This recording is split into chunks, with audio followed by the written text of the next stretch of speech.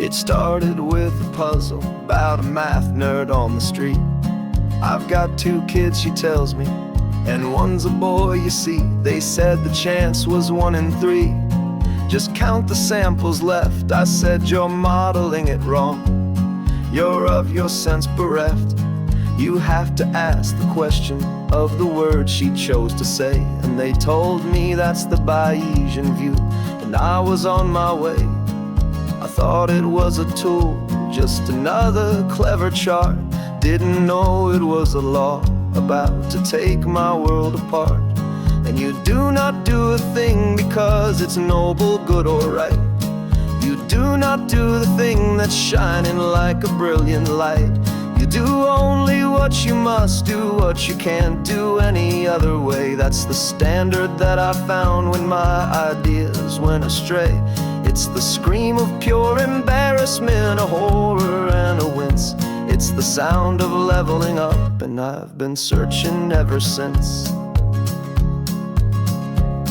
Then Kahneman and Tversky, in a book a friend had bought, showed the bugs inside the software of my own most private thought. And E.T. James's Bible laid it out in black and white. Probability's not a method, it's the logic of the light. It's not about an answer, it's about the only one. And every other pathway is a loaded, deadly gun. So I looked at all my theories, all my brilliance and my pride, and I threw them out the window with nowhere left to hide. 'Cause you do not do a thing because it's noble, good, or right. You do not do the thing that's shining like a brilliant light. You do only what you must do, what you can't do any other way. That's the standard that I found when my ideas went astray. It's the scream of pure embarrassment, a horror and a wince.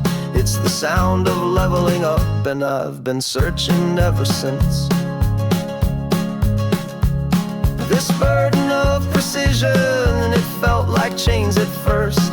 A standard so demanding, I thought my brain would burst. But chasing down the details that you'd rather let just slide is how you find the problems that your cleverness can hide. It's the ante you must pay to even think about the game. It saves you from a wasted life of calling out your name.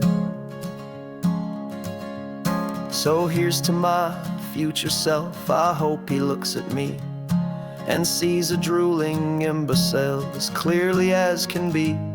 'Cause saying oops tomorrow means I'm not yet past my peak. It means I found new Jedi powers that I'm not too proud to seek. Yes, saying oops tomorrow means today I'm still alive, and my brain is not yet dying at the age of 25.